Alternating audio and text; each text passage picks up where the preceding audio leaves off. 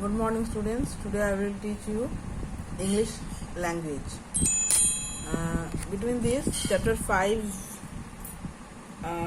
is gap. After I will start, but first of all, I will discuss about chapter 6, which is shipwrecked. The story you will read from a novel by Daniel Defoe, which is published in 1719, more than 200 years ago. The more follows Robinson Crusoe, a man goes to shipwrecked and struck on an island with no food, tools or survival. ये Daniel डिफो का एक adventurous trip है. 200 साल पहले 200 years ago Robinson Crusoe जहाँ पे गए थे, एक जगह आइसलैंड, वहाँ पे नो फूड था, no any tools of survival था. कैसे उन्होंने वो उसमें जाया और एडवेंचर क्रिएट किया, इसके बारे में ये स्टोरी बताया जा रहा है.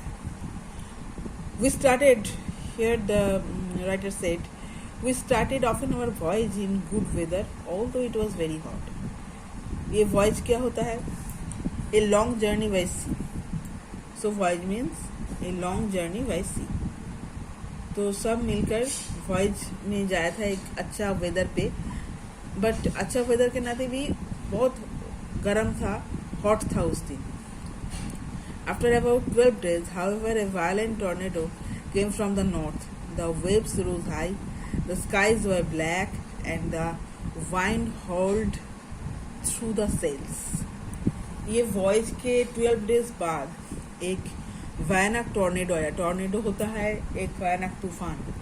केम फ्रॉम द नॉर्थ, उत्तर से एक भयानक टॉर्नेडो आया, जिसकी वजह से द वेव्स रोज हाई हो गया था. स्काइज जो नीला तो होना चाहिए वो ब्लैक हो गया था, एंड जो विंड एयर पास कर रहा था बहुत ही जोर से जा रहा था. Two members of the crew were washed overboard. Two members crew means वो जहाज पे, शिप पे जो आदमी रहता है, उसका स्टाफ, उसको बोलता है crew, was worst overboard, and after a day or two the ship began to leak. इतना टॉर्नेडो के बीच में क्या हुआ, ये जो शिप था ये लीक कर गया. We changed our course mean path. We changed our course and drove out of the hurricane, but the next day the second terrible storm attacked us. तो जब ये शिप लीक कर गया तब हम लोग हमारा जो कोर्स था, स्ट्रीम पाथ था, वो चेंज कर लिया और drove out of the hurricane. ये जो भयानक जो तूफान था इससे बाहर होने का कोशिश कर रहे थे, पर क्या हुआ, next day the second horrible जो स्टॉर्म और एक तूफान था वो अटैक कर गया. We could see the shore of some unknown land by the sea was very rough. तो हमें एक अननोन लैंड पर जाना पड़ा जो था very rough. The rain dashed down and we were afraid to approach close the land. वो जो रेन बारिश हो रहा था वो इतने जोर से हो रहा था कि हम लोग भयभीत हो रहा था कि वो लैंड पे हम कैसे जाए. Our only hope was to clamber into a small boat and try to row the shore. एक ही मात्र ऑप्शन था हमारा, जो क्लाइम इनटू द डिफ़िकल्टी, ये डिफ़िकल्टी में चढ़ जाना और एक स्मॉल बोट जो शिप के अंदर होता है उससे इसको उतर जाना. 4 of us managed to get the boat into the sea. हमारे बीच से जो 4 आदमी था वो बोट को मैनेज किया सी पे जाने के लिए, and we jumped into it, और हम लोग इन पे जंप कर गया. We rowed with all our might but the waves were like mountains. हमने बहुत कोशिश किया, पर सी का जो एक एक ढेव लहर आ रहा था वो इतना भयानक था कि एक माउंटेन्स की तरह था, इतना ऊंचाई था उसका. We struggled on but last gigantic wave. हम लोग फिर भी कोशिश करते रहा, बट जिग्नेटिक मीन्स इतना बड़ा वेव था वो, ग्रेटर देन ऑल अदर्स, सबसे ज़्यादा बड़ा था वो ढेव. Hurled our little boat. Hurled means something violently and particular direction. Hurled our little boat into the air and it sank beneath us. कि हमारा जो छोटा बोट जिससे हम ये कवर करना चाह रहे थे, तो उसमें वो बहुत ही भयानक से उसके ऊपर आकर पड़ा और हम लोग टैंक में जाकर पड़ा। I am good swimmer and for an hour and a half I battled in the stormy sea as I caught sight of the coast huge wave would lift me up and carry me out to the sea again.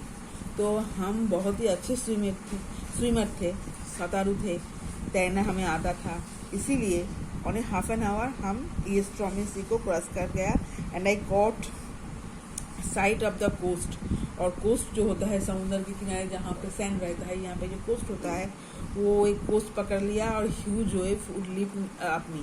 और जब वो coast में गया तैर कर, तब ये जो बड़ा बड़ा लहर था वो उसके ऊपर आ रहा था और carry me out the sea again. वो जितना कोशिश कर रहा था कि वो कोस्टल एरिया पे जाए, तो बड़ा बड़ा लहर उसके ऊपर आए और उसको वो जाने का कोशिश से दूर हटा रहा था और वापस उसको सी में जाकर डाल देते। Again and again I tried to reach the shore, पर फिर भी मैं कोशिश करता ही रहा वहाँ पे जाने के लिए। Again I was thrown away by the raging seas. Raging means powerful and violent in a very way which see me angry. ये जो वेव था ये इतना वायलेंट था, इतना एंग्री था, इसको रैगिंग सीज बोल रहा था। पर वो जितना कोशिश कर रहा था उतना ही ये वेव जो है सीज का उसको रैगिंग कर रहा था। उसका कोशिश सब बेकार में जा रहा था। वो वापस शोर के बदले सी पे चला जा रहा था। And last I was hurled towards the shore and fell down exhausted to the sand. बस at the end of the day वो एकदम क्या बोलूँ, हार्ड मीन्स वायलेंटली, बहुत ही वायलेंटली कोशिश किया, पर वो एग्जॉस्टेड हो गया, मतलब बहुत ही टायर्ड हो गया। और जो सैंड है, बाली है सी के किनारे, उसके ऊपर जाके गिरा। The night was dark without A star the sky and I knew that lying on the sand would be dangerous. रात हो गया था, सारे के दिन वो कोशिश करते रहा, पर ऑल इन वेन। रात हो गया था, एक भी तारे आकाश स्काई पे नहीं था, और वो सैंड के ऊपर, समुद्र के किनारे जो सैंड के ऊपर सोए हुए थे, ये बहुत ही खतरनाक था। I crawled away from the sea as fast as I could and came to some bushes and trees. तो वो जो समुद्र किनारे छोटे छोटे झोपझाड़ होता है, वो उसके तरफ आया। And I did not know what did animals they would be in the forest. और वो नहीं भी जानते जो वो छोटा छोटा झोपझाड़ था उसके अंदर क्या एनिमल छुपा है। वाइल्ड एनिमल, मतलब जो फॉरेस्ट में जो एनिमल रहता है उसको कहते हैं वाइल्ड एनिमल। वाइल्ड एनिमल छुपा रहता है। फिर भी वो आहिस्ता आहिस्ता वो बुश की तरफ आया। So I climbed up one of the trees and made myself comfortable between two great branches there I slept the night as well as I could.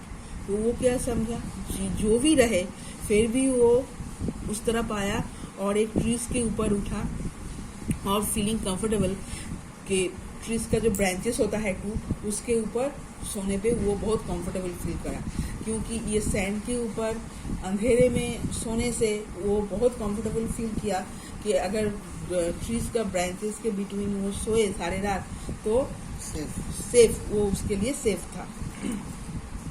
In the morning, I looked out across the sea and there was our ship a quarter of a mile away from the shore. जब सुबह हुआ तब वो देखा समुद्र के धारे उसका जो शिप था वो क्वार्टर माइल दूरी में खड़े है। I came down the tree and found a stream where I drank some of the cool fresh water.